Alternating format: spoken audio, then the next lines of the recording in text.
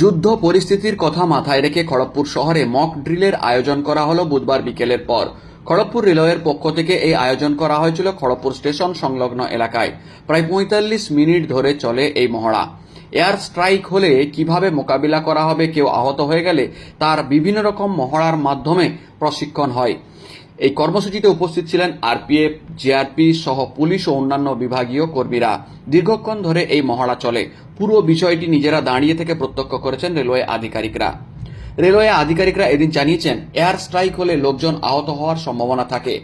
এই ধরনের পরিস্থিতি হলে কিভাবে কর্মীরা উদ্ধার করবে বা উদ্ধারকারীর দল কিভাবে কাজ করবে তারই মক ড্রিল হয়েছে। কেন্দ্রের পক্ষ থেকে নির্দেশিকা অনুসারে এই মক ড্রিল করা হয়েছে। এটা প্রায়শই হয়ে থাকে রেলওয়ের পক্ষ থেকে, বিভিন্ন বিভাগেও হয়ে থাকে, তবুও বিশেষ নির্দেশে এটা করা হলো বলে জানিয়েছেন রেলওয়ের এডিআরএম। এদিন এই মক ড্রিলের পরিস্থিতিতে বিশেষ সাইরেন বাজানোর পরিস্থিতি বা কিভাবে বাজানো হয় তাও সেখানে বাজিয়ে দেখানো হয়েছে কয়েকশো মানুষের উপস্থিতির ভিড়ে। অন্যদিকে এই পরিস্থিতিতে পাক অধিকৃত এলাকাতে ভারতীয় সেনার হামলা ও জঙ্গি ঘাঁটি উড়িয়ে দিতেই বিজেপির পক্ষ থেকে মেদিনীপুরের ধর্মা এলাকাতে রাস্তায় লাড্ডু বিলি করে উল্লাস হয়েছে বুধবার সকাল থেকে। ব্যান্ড বাজিয়ে চলেছে উদ্দাম নাচ। आज जैसे आप सबको पता है कि एमएचए की तरफ से एक लेटर निकला था कि पूरे जो भी लोकेशंस हमारी स्पेसिफाइड थी वहाँ पे एक मॉक ड्रिल कराना था, तो ये उसी सापेक्ष में इसके मॉक ड्रिल कराई गई। इसमें हमारे खुद के जो रिसोर्सेज हैं, हमारी आरपीएफ हो गई, हमारे इलेक्ट्रिकल विभाग हो गया, कमर्शियल विभाग हो गया, रेल के जितने भी डिपार्टमेंट्स हैं उन्होंने पार्टिसिपेट किया, प्लस हमारी जो जीआरपी है, सिविल पुलिस है, सिविल डिफेंस है, सेंट जॉन एम्बुलेंस है, हमारी स्काउट एंड गाइड है, इन सभी ने पार्टिसिपेट किया और हम लोगों ने इसको मॉक ड्रिल को परफॉर्म किया। कितना टाइम तक चला गया? ये क्लोज हो गया है, अभी हम लोग ने तैयारी करके की और अभी क्लोज हो चुका है। जो आदमी उसको कैसे छाड़ा गया, आदमी उसको कैसे छाड़ा गया, तो आपको रिस्पांस कैसे रहा? पब्लिक का युद्ध अभ्यास को लेके, क्या चीज? अभ्यास को लेके तजुर्बा कैसा रहा आपका? आप जो ये किए हैं देखिए, ये कितने जो सक्षम हैं? मॉक ड्रिल्स हैं ये हम लोग रेगुलर वैसे भी कराते रहते हैं, हाँ। और ये स्पेशल निर्देश आए थे तो इसीलिए आज के दिन कराया गया। तो मॉक ड्रिल्स हमारे यहाँ या मॉक एक्सरसाइजेस वैसे भी नॉर्मली होते रहते हैं सभी डिपार्टमेंट्स में। आप चाहे सिविल पुलिस से पूछें, चाहे आप स्टेट एडमिनिस्ट्रेशन से पूछें, हर जगह ये मॉक एक्सरसाइजेस होते रहते हैं। तो मैंने ये मान लें कि आज का जो ये मॉक ड्रिल हुआ ये सक्षम है आप और पूरी तरह से तैयार हैं? किस चीज़ के लिए? ये मॉक ड्रिल अगर युद्ध जैसी परिस्थिति होती है, ऐसा हालात उत्पन्न होते हैं, उसको लेकर देखिए, आपका क्वेश्चन थोड़ा सा ऑब्जेक्टिव नहीं है।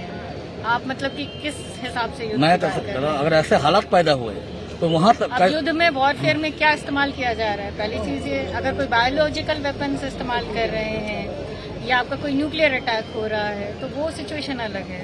अभी हम लोगों ने जो सिनारियो क्रिएट किया था वो एयर स्ट्राइक का सिनारियो क्रिएट किया गया था, और प्लस अगर हमारा कोई विक्टिम्स अगर बेहोश पड़े हैं कहीं प्लेटफॉर्म पे या एफओबी पे तो उनको हम लोग ने रेस्क्यू करा।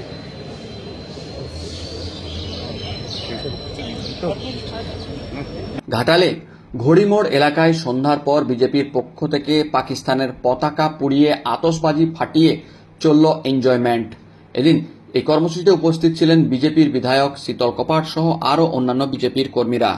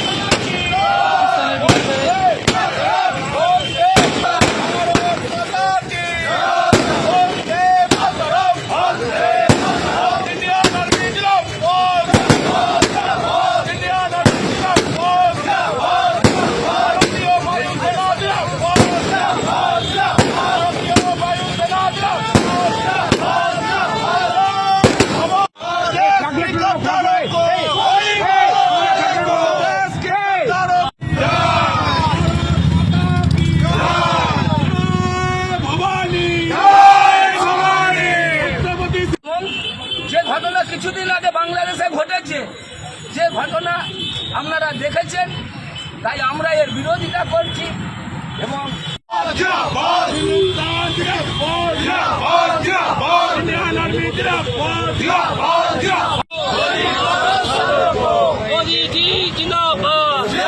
মন ভারাক্রান্ত হয়েছিল, যেখানে পশ্চিমবঙ্গেরও দুজন আছে আমাদের শহীদ হয়েছেন।